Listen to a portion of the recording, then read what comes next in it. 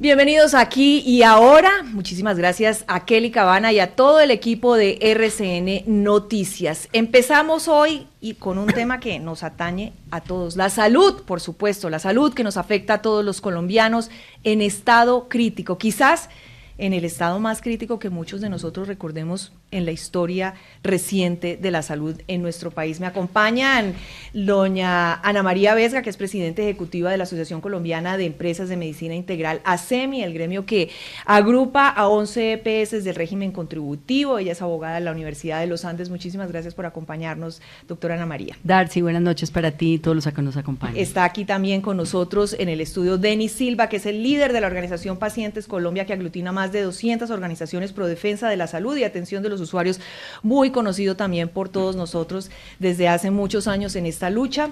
Y nos acompañan vía streaming Augusto Galán Sarmiento, también una de estas voces autorizadas, médico cardiólogo, político colombiano, miembro del Partido Liberal, fue ministro de Salud durante el gobierno de Ernesto Samper y embajador de Colombia ante la UNESCO. Y Andrés Vecino, profesor, investigador de la Universidad Johns Hopkins, estudió medicina en la Pontificia Universidad Javeriana, una maestría en economía en la Universidad de los Andes y es doctor de la Universidad Johns Hopkins.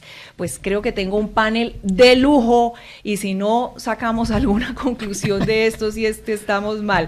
Quiero empezar por lo último, por supuesto, y son como las últimas declaraciones y medidas que está tomando el ministro de la Salud, Guillermo Alfonso Jaramillo, que ha dicho: ¿saben qué? Esto está muy grave y vamos a empezar a girarle plata a los hospitales directamente y sacamos a las EPS de la ecuación y les vamos a girar a ellos directamente unos recursos, porque muchos de los hospitales están en alerta roja en todo el país, están cerrando unidades de urgencias, están cerrando unidades de neonatos. Doctora Ana María, primero las mujeres, ¿qué opina usted de lo que está diciendo el ministro? ¿Esto va a servir en algo para ayudar al sistema? Bueno, las declaraciones del ministro alrededor de la obligación de que a partir del mes de noviembre las EPS intervenidas dispongan del 30% de la unidad de pago por capitación para toda la estrategia de atención primaria es un reflejo de lo que han querido hacer a través de la reforma a la salud, que lo quieren hacer a través ahora del decreto, que carece de sustento técnico porque en ninguna parte se ha logrado demostrar y se le ha pedido insistentemente al ministerio explique por qué consideran que la atención primaria en salud vale el 30% de la UPC, primer elemento. Entonces es una decisión que carece de sustento técnico, pero adicionalmente hay un tema muy complejo y es que venimos viendo en todas las EPS, las intervenidas y no intervenidas, unos niveles de siniestralidad muy altos que nos hablan de que la UPC es insuficiente en más del 110%, es decir, de lo que se está entregando para la atención de la población, el sistema está consumiendo 110 pesos de 100. Entonces uno no se imagina cómo en un estado tan crítico que hay hoy de hospitales en todos los niveles, ¿qué va a pasar cuando a ese dinero que hoy ya es insuficiente se le quiten 30 pesos? Lo que vamos y advertimos desde ya es una estrategia que va a profundizar las deudas con los prestadores y que eso se va a reflejar desde luego en mayores dificultades para los pacientes. Entonces, repito, no hay sustento técnico como no lo ha habido en toda la discusión de la reforma y en las medidas, pero sobre todo en una decisión que es claramente populista, pues van a terminar haciéndole más daño a toda la red y particularmente a la red privada de prestadores que, recordemos, sirve más del 90% de las atenciones de salud en el país. Doctor Augusto Galán, ¿usted comparte esta apreciación de la doctora Ana María? A lo cual, bueno, en primer lugar, Darcy, muy buenas noches y muchas gracias por esta invitación. A ver, yo agregaría que digamos, ese mecanismo no genera incentivos a la calidad. No hay evidencia de que se esté estimulando la calidad para esos hospitales. Simplemente el establecimiento prácticamente de unos presupuestos históricos, porque lo que van a estar es girándole mensualmente el mismo monto de recursos y los antecedentes sobre ese tipo de manejo de recursos no son los mejores en la historia del sistema de salud colombiano.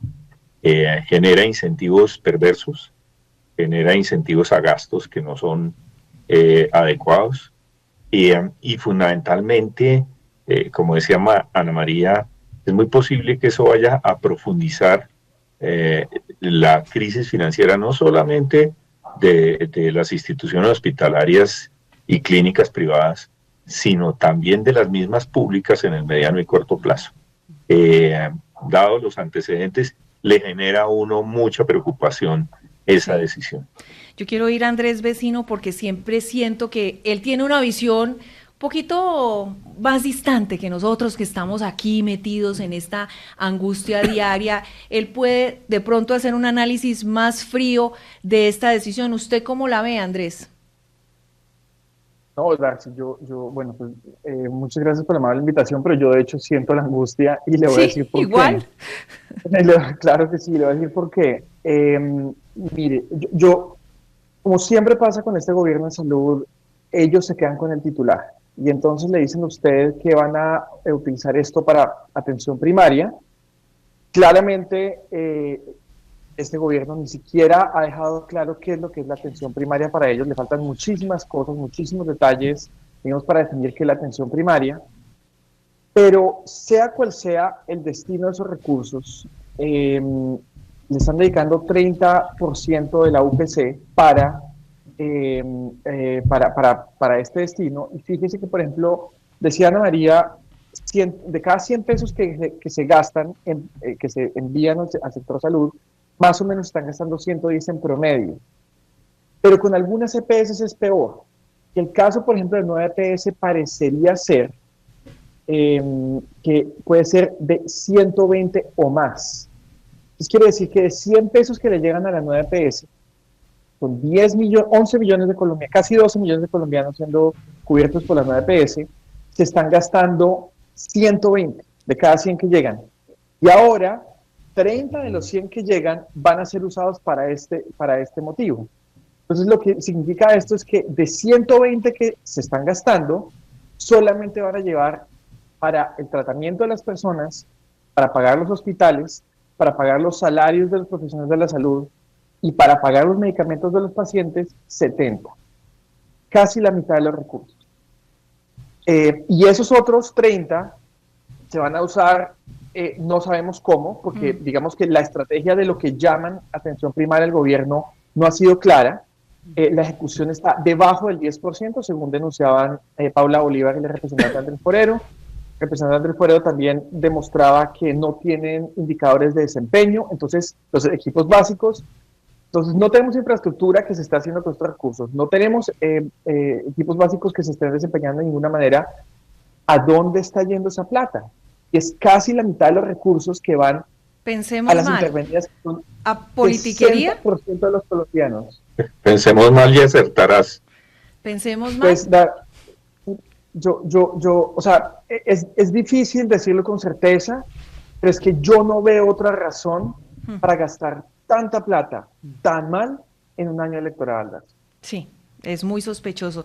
Quiero ir al punto de vista de los pacientes que siempre son, bueno, todos somos eventualmente pacientes, pero Denis Silva lleva una lucha de años en el sistema de salud, muchas veces lo hemos entrevistado una y otra vez y ahora le digo, éramos felices y no lo sabíamos, Denis. Yo creo que sí, como que se valora más cuando usted cree que está perdiendo las cosas. Yo voy por la línea de Ana María y de Andrés, el doctor Galán. Para mí lo que pasó el lunes, Darcy, es como si estuviéramos en el lanzamiento de una campaña política donde detrás está el dolor y la muerte. ¿El dolor de quién?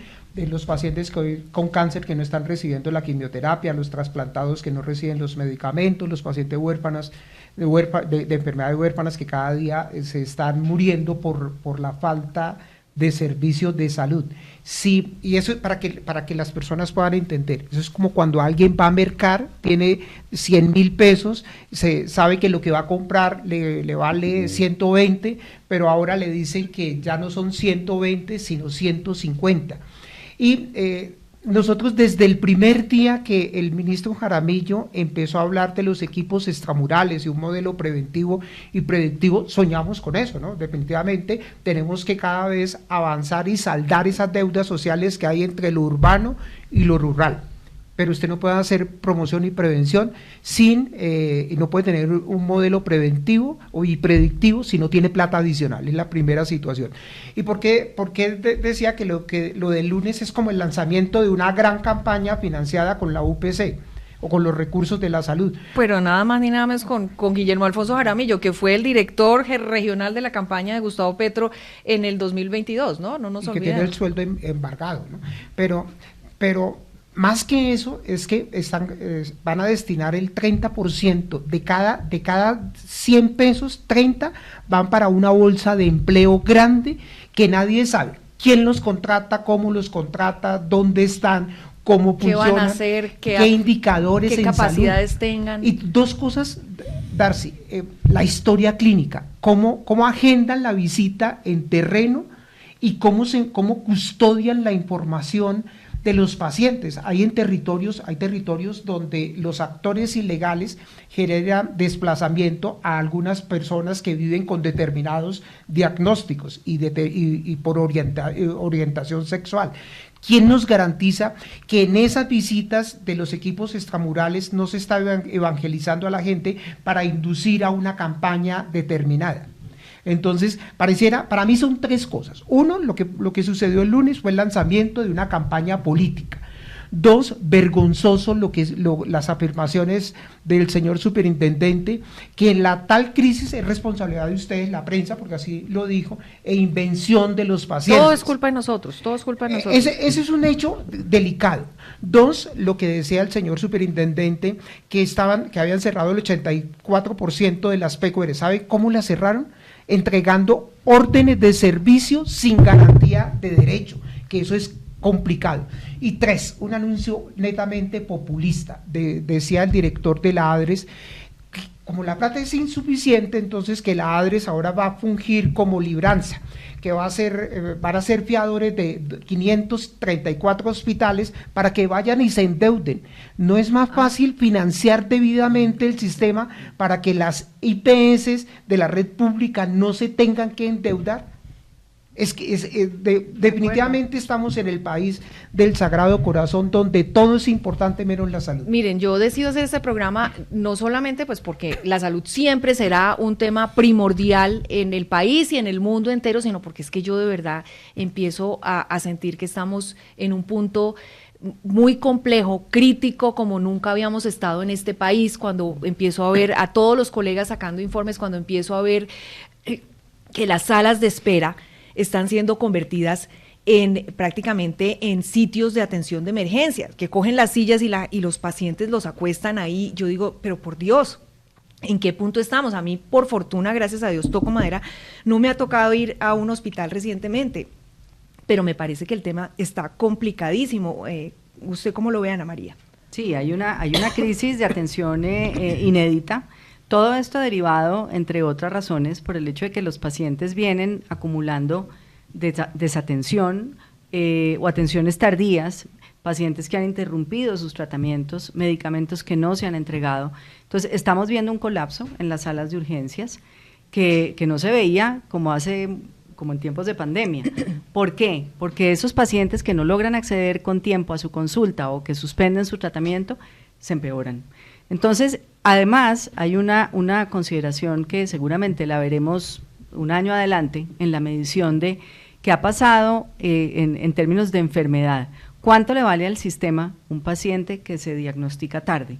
O un paciente que pierde un trasplante porque no tiene cómo seguir tomando sus medicamentos. O que no puede continuar su tratamiento. O que no puede continuar su tratamiento de cáncer o de cualquier otra enfermedad. Entonces, hay una desatención en los crónicos, hay un crecimiento de enfermedad por cuenta de esto y evidentemente, pues una negación absoluta del gobierno a la conversación técnica. Y es lo que hemos insistido en todos los escenarios.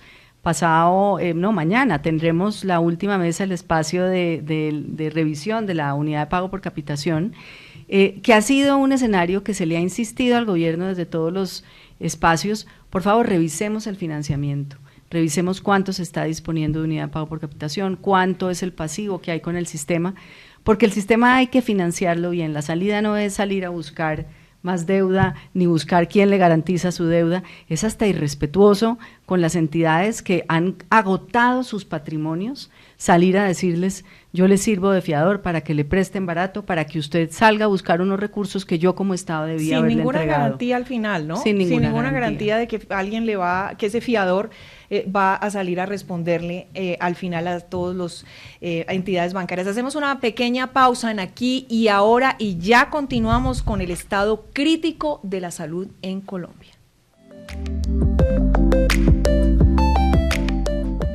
Seguimos Aquí y Ahora, esta vez con el tema de la salud que nos preocupa a todos los colombianos en el punto quizás más crítico de los años recientes. Andrés, usted digamos que sabe que pues la salud es un problema en todos los países, es decir, yo no creo que haya un país en el mundo que no tenga problemas con su sistema de salud, hay mejores, hay peores, los estamos viendo, pero pues la salud siempre es uno de esos desafíos para todos los países. En Estados Unidos yo tengo familia y yo sé también los problemas y los desafíos que plantea el sistema de salud en otros países.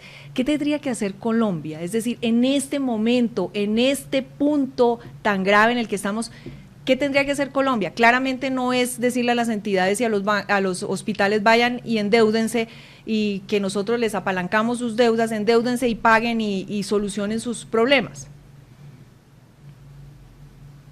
Bueno, pues difícil, ¿no? Yo creo que en este momento estamos todos esperando que llegue el 2026 y que llegue alguien razonable, porque yo no veo una solución, digamos, en lo que queda de este gobierno. Yo no veo voluntad de este gobierno para arreglar los problemas. Yo creo que el próximo gobierno lo primero que tiene que hacer es enfocarse en restabilizar el sistema financieramente. Yo creo que esa es la urgencia, porque a partir de ahí es que van a empezar a fluir los recursos desde las EPS a los hospitales, a los trabajadores de la salud, a los pacientes y a los medicamentos. Yo creo que esto necesita una medida de emergencia en el primer mes del próximo gobierno. Ojalá ocurriese. Pero faltan 10 meses y muchas cosas pueden pasar en 10 meses. Y viene la época más peligrosa, que es la época electoral, la época en que le echan mano a todos los recursos públicos para asegurar el triunfo de un determinado movimiento. Entonces, realmente no se puede hacer absolutamente nada, estamos condenados a morirnos muchas personas por cuenta de lo que está pasando. Yo quisiera que y aquí me lo pueden mencionar los pacientes que han estado haciendo un trabajo enorme en esto. Yo creo que las cortes tienen un rol, pero mi preocupación es que lo que han hecho ya las cortes no ha logrado detener al gobierno en lo que, digamos, en sus acciones. Ha sido más... lo que han hecho las cortes hasta ahora no ha sido necesariamente acatado. Ahorita Ana María estaba hablando, por ejemplo, de las mesas de UPC. Las mesas de UPC han sido una vez más un fracaso y fueron ordenadas por la Corte Constitucional. Entonces yo no estoy viendo que el gobierno esté obedeciendo al actuar de las Cortes. Yo espero que a través de estas se pueda seguir haciendo incidencia y se pueda seguir presionando al gobierno, pero yo no estoy viendo que este gobierno tenga voluntad de cambiarlo. Al revés, sacó el decreto que realmente hace una reforma a la salud por vía decreto. Han continuado con la reforma con la reforma a la salud. Claramente están haciendo esto de territorializar EPS sin ningún sustento técnico, 30% para algo que llaman la atención primaria que no sabemos qué es. Están en el presupuesto que ellos radicaron en General de la Nación, incrementan en 17% el aseguramiento, pero esa plata no va para la UPC, va para justamente esto. Entonces, realmente no sabemos, de alguna manera nos estamos quedando sin herramientas, porque el gobierno hace y deshace y no hay quien lo detenga. Doctor Augusto, ¿usted ve alguna solución? ¿Usted de pronto sí ve alguna salida o comparte la visión de Andrés? Pues yo creo que Andrés tiene como una parte de la razón en el sentido de que el gobierno no va a cambiar. O sea, nosotros no vamos a tener una interlocución con el gobierno porque el gobierno definitivamente ha demostrado ser indolente y ha demostrado también que él tiene un propósito y una meta y va a insistir en él. Eso es una realidad. Pero el sector salud también tiene un propósito y una meta también por la cual insistir. Y yo sí creo que a pesar de la circunstancia y a pesar de que el reto es grande en ese sentido, nosotros tenemos que insistirle a las Cortes y tenemos que insistirle al Consejo de Estado y tenemos que insistirle al Congreso de la República, hacer evidente, más evidente aún, la situación tan crítica en la cual se encuentran los usuarios y pacientes, particularmente los usuarios y pacientes de alto costo. Y por el otro lado, pues tenemos que ir definiendo en el futuro con la expectativa que tenemos de que realmente esto cambie a partir de agosto del año entrante, unas modificaciones que el sistema de salud necesita. Pero lo que dice Andrés es muy válido en el sentido de que en el inmediato futuro necesitamos inyectar recursos financieros al sistema de salud. Esa es una realidad. El auto 007 de la Corte Constitucional no lo han cumplido. Ya Ana María lo mencionó sobre esa mesa técnica. Confiamos que de esa mesa técnica surja algo, pero el país sí tiene que estar atento. Y yo sí creo que los medios de comunicación han jugado un papel muy importante y tendrán que seguir jugando un papel muy importante para alertar a la ciudadanía de cuál es la realidad de lo que está pasando en el sistema de salud. Sí, el tema es que y nosotros... cómo eso lo está afectando a ellos claro, en su día a día. Nosotros alertamos, pero no tenemos la capacidad de cambiar absolutamente nada. Y ahora les voy a hablar de dos puntos importantes antes después de escuchar a Denis, porque a mí sí me parece que los candidatos no están hablando de esto. Veo a los candidatos hablando seguridad y que Venezuela y no los veo, no sé si no estoy escuchando lo suficiente, pero no veo que el tema sea uno de los temas centrales de esta campaña, el tema de salud, y eso me parece gravísimo. Y también, pues ahorita tengo mis reservas frente al tema de las Cortes, porque yo a veces siento que muchas de ellas también tienen responsabilidad de cómo llegamos a esta crisis, ¿no? El garantismo también nos llevó a esta crisis, pero lo quiero escuchar, Denis, es decir, ¿a usted se le ocurre una salida, ve un sistema creativo lo suficiente para digamos, plantear soluciones o salidas en estos próximos meses antes de que de pronto haya un cambio de gobierno? Porque tampoco está muy claro. Yo creo que el jueves juega Colombia, ¿verdad? Mañana jueves juega Colombia. Sí, sí. ¿Por qué pregunto esto? Porque el ministro le dio una goleada al sistema de salud, pero aquí no está metiendo el balón en el arco, aquí está poniendo en peligro la vida de los pacientes. Yo siento que hay tres cosas que nosotros tenemos que hacer. Uno, en el Congreso de la República, los controles políticos tienen que ser efectivos y producir resultados. Está más que documentado que el Congreso debería de solicitar la destitución del ministro Guillermo Alfonso Jaramillo, porque de manera pronto él se va solito, de pronto se va solito a hacer política. Sí, pero es que de manera intencional está violando el artículo 5º de la ley 1751, la estatutaria, porque intencionalmente está poniendo en peligro la vida de los colombianos, es intencional.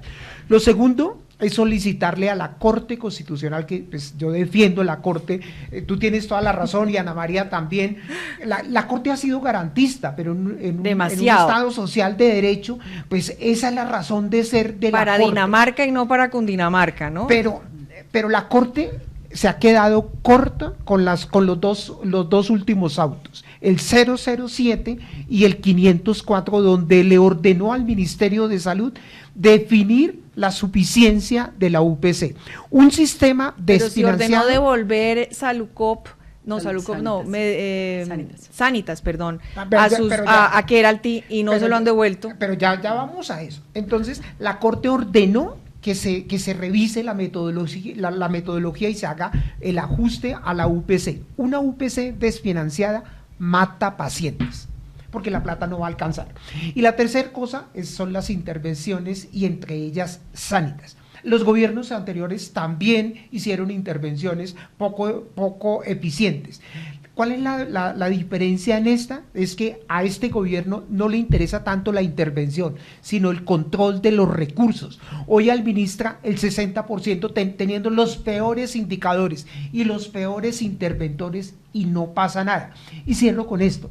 A Sanitas la van a devolver como el cascarón de la casa de la estrategia del Caracol, quebrada, con una deuda espantosa, con los peores indicadores, porque lo de Sanitas no fue una intervención en derecho, fue una intervención por la pelea que tenía el ministro Guillermo Alfonso Jaramillo con los dueños de Sanitas. Pero lo cierto es que las intervenciones históricamente, y no solo en este gobierno, en los pasados, no han funcionado.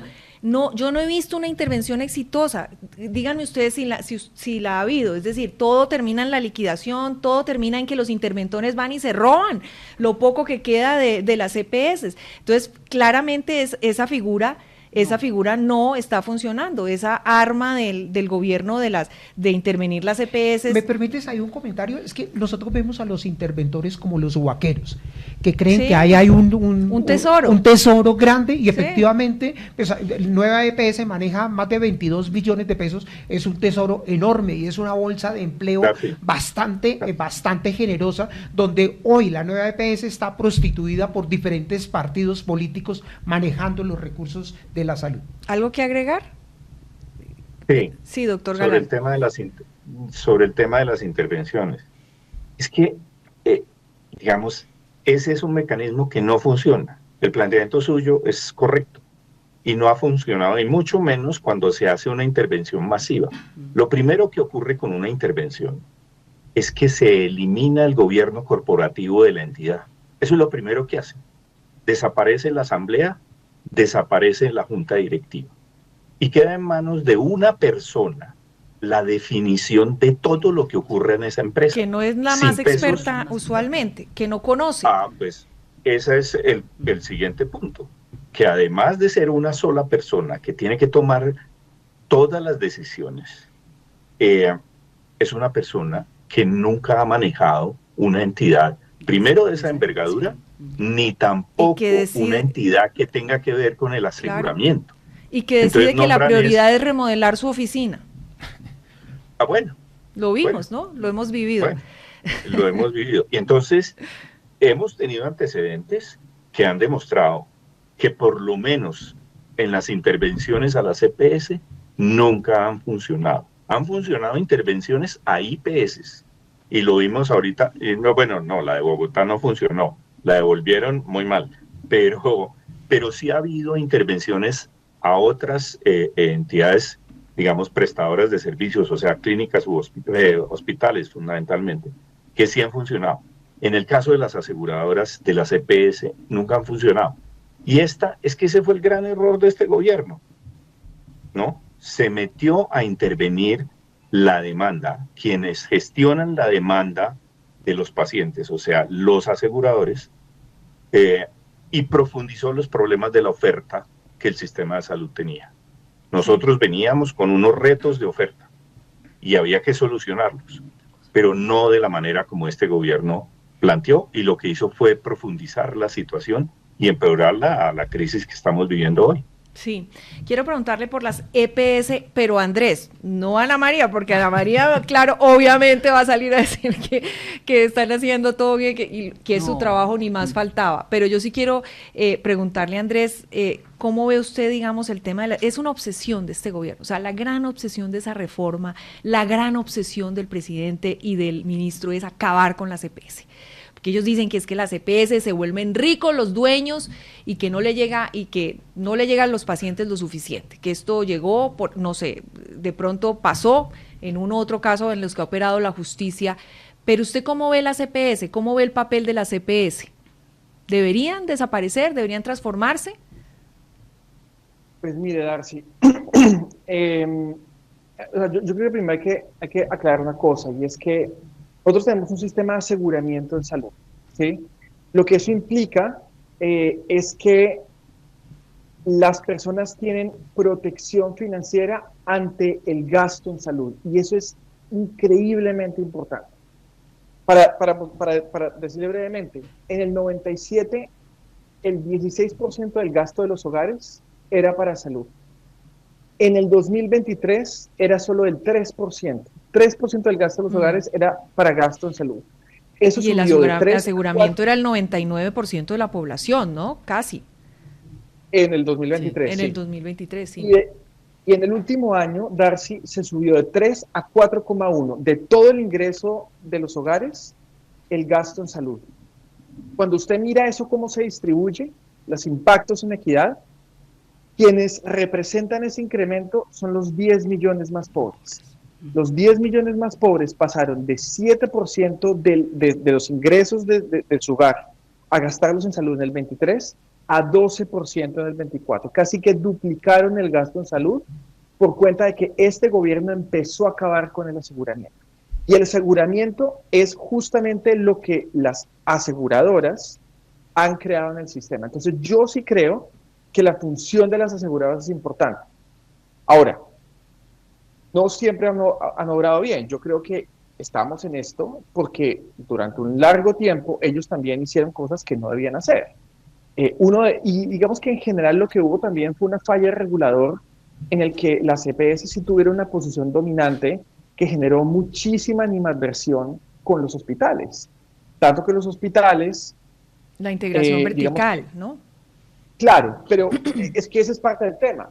Si usted mira la evidencia internacional, la integración vertical es muy buena para controlar costos y a veces buena y a veces mala para la calidad.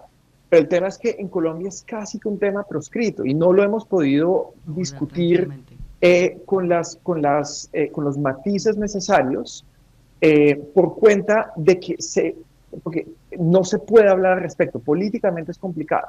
Lo mismo pasaba con el giro directo, que ya los hospitales dieron cuenta que no les sirve de nada, y con una serie de cosas que se volvieron casi que la bandera de algunos hospitales, no todos, y hoy en día están viendo que ese no era el problema era de suficiencia. Y entonces sí, las EPS tenían una posición dominante, eso había que arreglarlo, el regulador no lo arregló. Yo creo que las EPS fueron miopes, de alguna manera estaban mirando solamente en el corto plazo y no estaban mirando que en el mediano plazo esto podía pasar. Los hospitales tampoco, y es que en el sector salud muchas veces la gente actúa mirando solamente lo que va a pasar este año. Si hubiésemos mirado al mediano plazo, nos hemos dado cuenta de que estábamos yéndose acá desde el 2018-19, estamos viendo, y me perdono la mención a la doctora Corcho, hablando mal del sistema de salud, generando arrastre electoral alrededor de esto, y en este momento estamos viendo las consecuencias. De alguna manera, esto estaba en la propuesta tanto de salud de Gustavo Petro en 2022 como en el 2018. Entonces, yo creo que que el sistema de EPS debe mantenerse, pero tiene que ser mejorado. No podemos volver a la misma situación de posición dominante y al mismo tiempo tenemos que encontrar una mejor forma de calcular la UPC, de distribuir el riesgo, de forma que sea mutuamente beneficioso para todos. Ahora sí, doctora Ana María, que yo sé que usted, ese es su tema, pero yo quería escuchar desde afuera primero una posición, una opinión frente al respecto. No, muy bien, y coincido con el doctor Vecino. Yo creo que haría una reflexión adicional. Evidentemente lo que ha sucedido con las EPS estaba cantado. Yo creo que no podemos decir que nos sorprendieron. Esto hace parte de un relato que se instauró y en donde evidentemente las EPS fueron el primer ¿Y ustedes objetivo. no se prepararon, como dice el doctor Vecino, no se prepararon para eso que se veía venir desde el 2018? Yo creo que subestimamos la capacidad de actuación del gobierno, pensando, como lo seguimos pensando, que el sistema de aseguramiento, como bien lo dice Andrés, pues no puede vivir sin ese rol de agente y ese rol de gestor que hace la EPS, tanto frente a los usuarios como en la contención del gasto.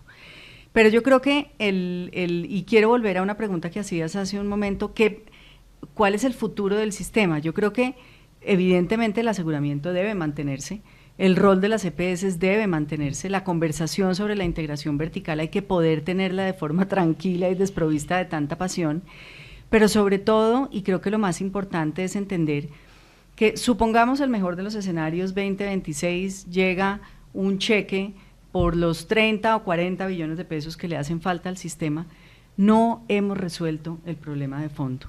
Porque lo cierto es que tenemos, tú lo dijiste ahorita, un plan de beneficios casi que infinito, unas atenciones, una demanda infinita de servicios, con una población que envejece, con una población que tiene más carga de enfermedad, con una presión tecnológica que cada vez está ingresando, afortunadamente, más y mejor tecnología a disposición de los usuarios, pero los recursos son finitos.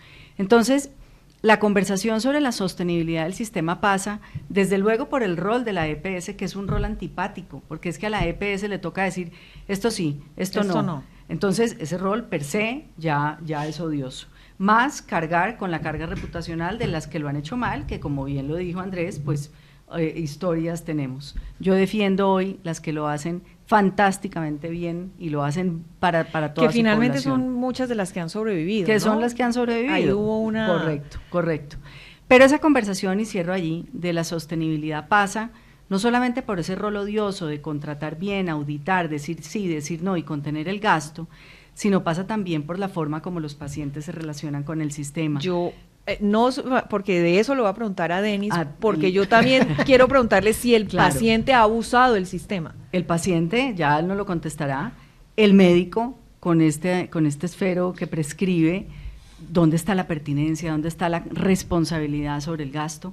El hospital está siendo eficiente, está evitando desperdicios. Entonces, pues repito, podemos tener un cheque y podemos eliminar a las EPS, pero la realidad es que la conversación sobre el sistema, y yo creo que hemos llegado a entender, y ojalá el capítulo de propuestas que estamos construyendo para el nuevo gobierno nos lleve a esa corresponsabilidad, que es la única forma, repito, no solamente son recursos, es gasto eficiente el que depende de todos. Claro, es que salió la tutela, Denis, y con tutela pues se lograba todo lo que las EPS decían, no, la tutela tome y hágalo. Y las mismas EPS, vaya, ponga una tutela, yo me acuerdo también de eso, pero también de escuchar a muchas EPS diciendo, pero es que miren cómo abusan el sistema, mire cómo nos meten tutelas, entonces nosotros tenemos que entregar pañales y luego van y venden los pañales, o nos obligan a hacer unas cosas absurdas que no deberían ser contempladas. Sí, las cortes garantistas, el Estado garantista, yo recuerdo también teniendo discusiones sobre si debían o no financiarse los tratamientos de fertilidad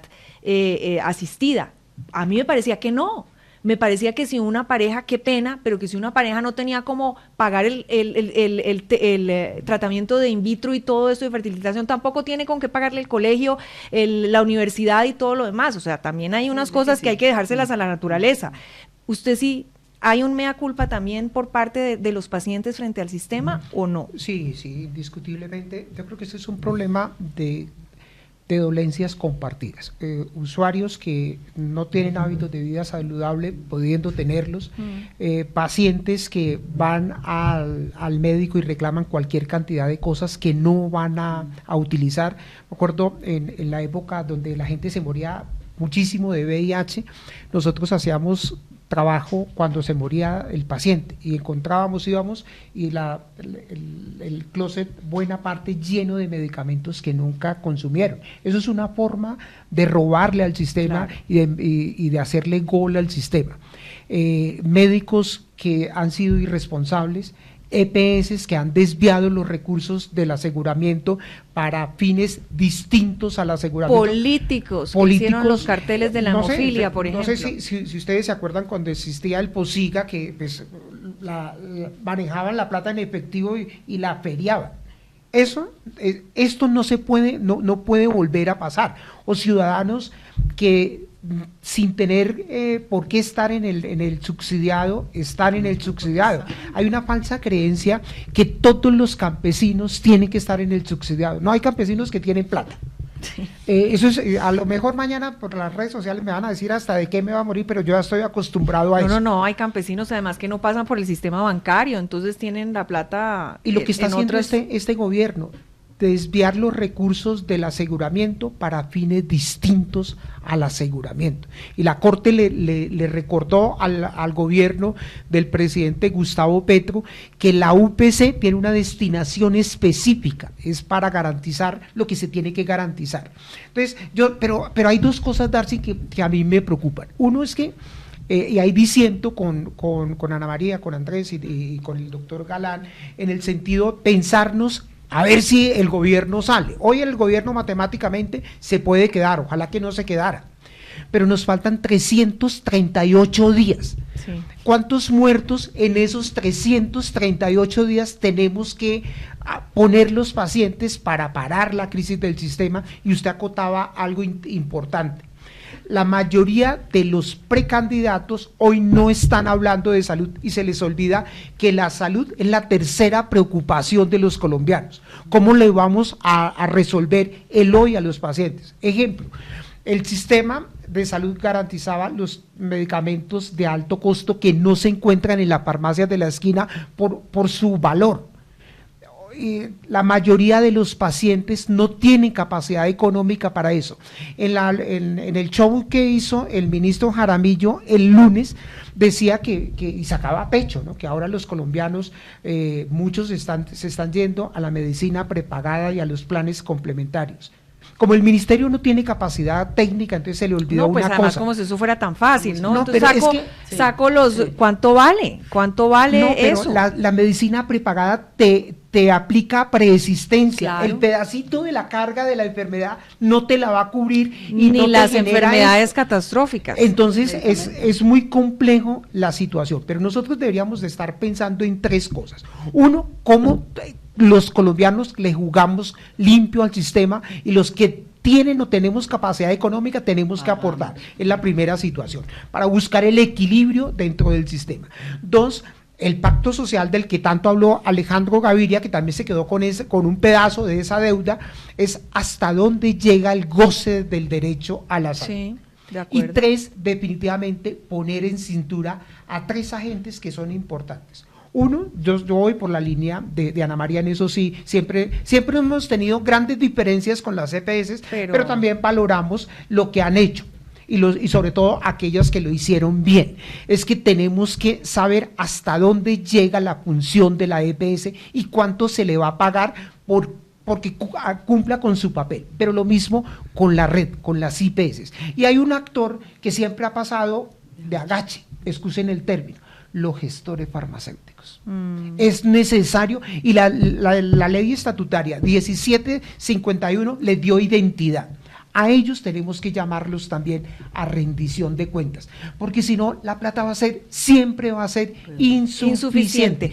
Miren, hacemos una pausa. Cuando regresemos les propongo que hablemos sobre la sostenibilidad del sistema, que si se necesita o no una reforma, quizás no la de Petro, no la que está en ese momento ahí como en la guillotina en el Congreso de la República, pero sí hay que tener una conversación sobre el sistema de salud sin duda y las recomendaciones a los candidatos, qué esperarían desde los diferentes sectores que se plantee en un futuro gobierno. Ya regresamos en Aquí y Ahora.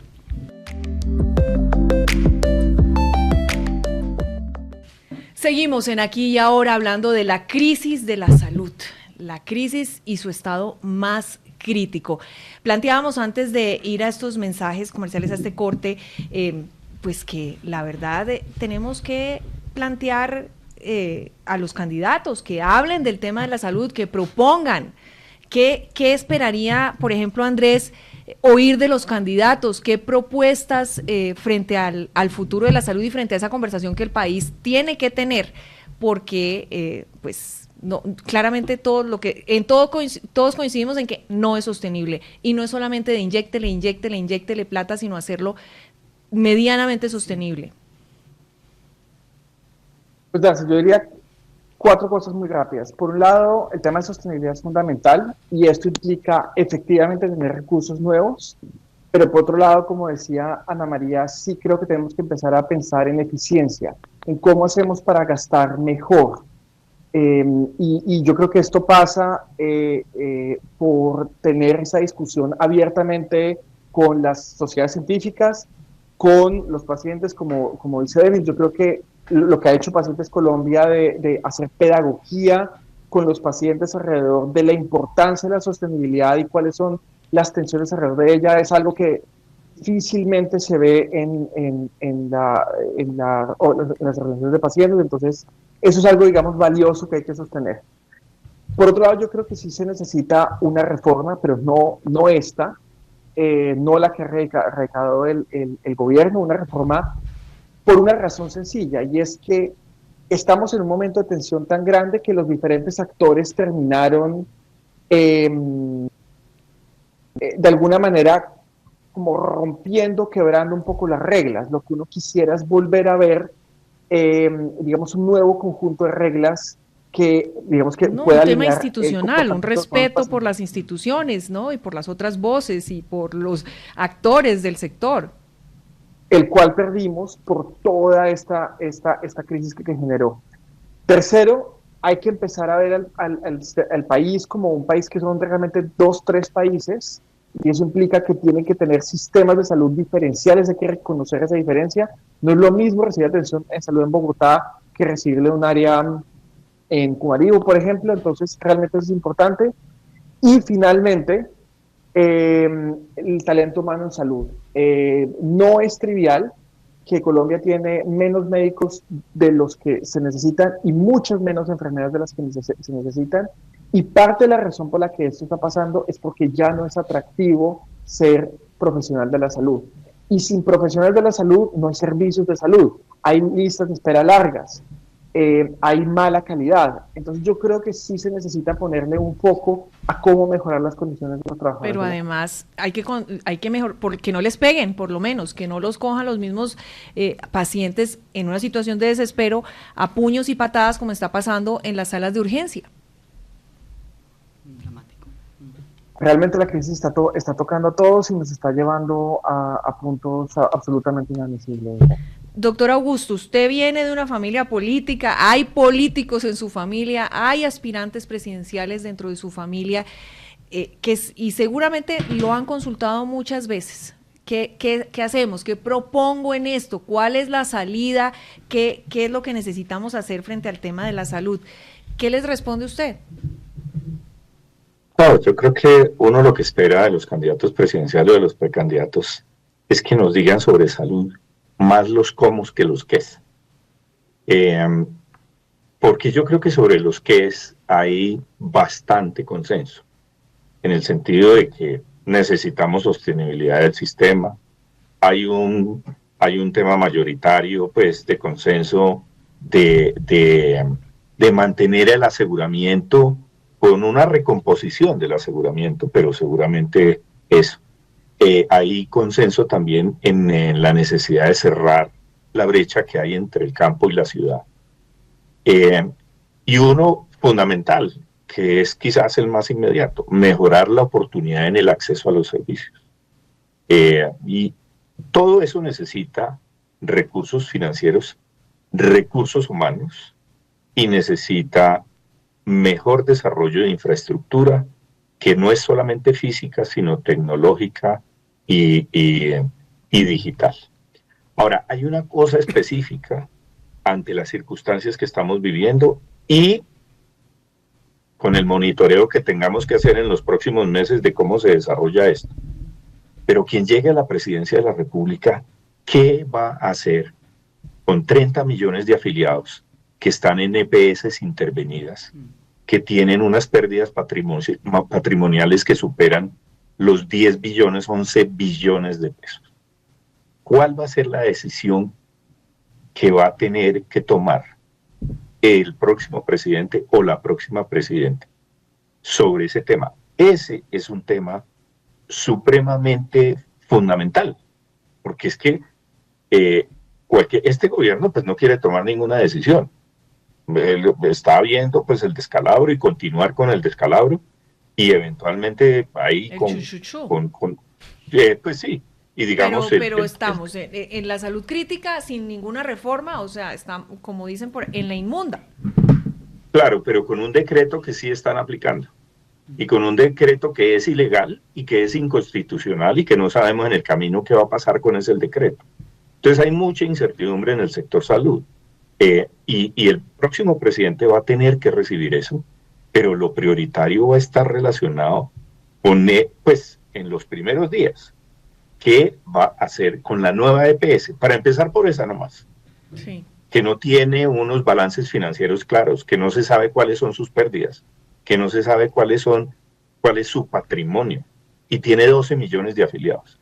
Entonces, uno sí esperaría que quienes estén aspirando seriamente a la presidencia de la República y sean seriamente los que van a eventualmente a llegar, Sí. tengan un planteamiento sobre Pero los usted lo ha cómo oído, muy claros. pero usted lo ha oído, ¿le preocupa que el tema de la salud no esté en el centro de la agenda y del debate presidencial? Uno no lo ha oído como quisiera oírlo, realmente. Y lo que han dicho previamente, particularmente Denis, y pues sí, uno ha escuchado algunas aproximaciones al tema de salud, pero no a profundidad. A eso me refería con los qués. Uno les escucha más los qué, con los cuales estamos de acuerdo, y no tanto los cómo, ¿no? Entonces sí, necesitamos más prevención y promoción, necesitamos más atención primaria. ¿Eso qué significa? Si este gobierno no ha sabido definir la atención primaria y confunde la prevención y la promoción con atención primaria. Y le hace falta entender bien la atención primaria y la necesitamos. Es una realidad, pero entonces eso, ¿cómo se va a hacer? ¿Cómo se va a integrar el aseguramiento individual con la salud pública colectiva? ¿Y en qué territorio? ¿Y cómo se va a hacer eso en el territorio? O sea, yo creo que ese tipo de discusiones de fondo no las hemos dado. Son demasiado técnicas, es posible que los candidatos no se metan en temas tan técnicos, pero que sí tuviéramos una aproximación de cómo es que van a solucionar la problemática. Que tengan idea de algo, Ana María. Sí, yo vuelvo sobre la observación. Hemos escuchado a los candidatos hablando especialmente del tema de financiamiento y lógico, yo creo que las medidas para el nuevo gobierno uno tendría que repartirlas entre lo que es urgente, y evidentemente en lo urgente está el tema de nuevos recursos, cálculos, deudas, evidentemente. Pero hay unos temas que son necesarios tener también previsto para empezar a modificar en el sistema. Lo decía Andrés, el manejo de eventualmente un modelo diferencial por los territorios, cómo vamos a calcular mejor y correctamente esa UPC, toda la estrategia de compra de medicamentos. El gasto en medicamentos en el país crece y crece de manera importante, entre otras razones porque hay más acceso, entre otras razones porque los medicamentos son costosos y porque hay más enfermedad. Entonces, las estrategias de compra centralizada que existen en la ley tienen que definitivamente apuntar a que el gobierno tiene que determinar claramente, en el caso de las enfermedades huérfanas, de las enfermedades muy costosas, esas estrategias.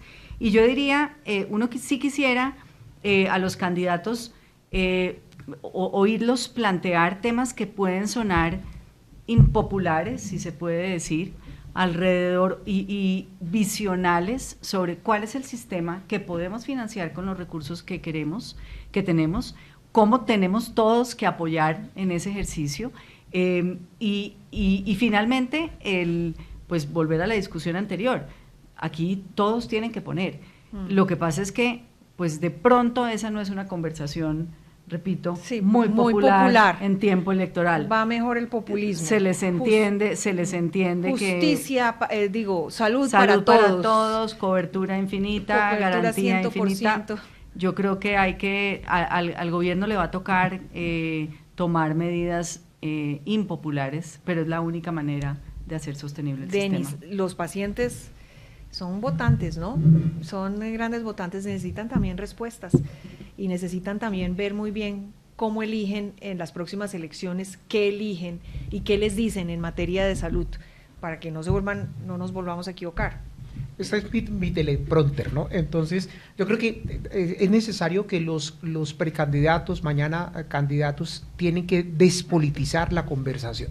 Y el debate no puede estar entre Uribe y Petro, sino hablar de las necesidades y de las dolencias de los colombianos. En temas de salud, yo creo que son tres cosas adicionales a los que han comentado los compañeros. Uno es devolverle la capacidad técnica al Ministerio de Salud. Hoy el Ministerio de Salud desafortunadamente perdió la capacidad técnica y eso se lo debemos a Carolina Corcho, que en su poco tiempo en la cartera de salud sacó a la gran mayoría de los técnicos. Lo segundo es el tema de la garantía del derecho. Darcy, no es lo mismo vivir con cáncer en Bogotá, Medellín, Cali, Bucaramanga y Barranquilla, o a vivir con cáncer en las ciudades intermedias, o a vivir con cáncer en aquellos municipios donde solo llega el político y el carro de la cerveza. Entonces tenemos que pensar cómo saldamos esas deudas sociales. Y el tercer elemento es lo que decía Mocus en el juego de la pinirola, es que todos tenemos que poner.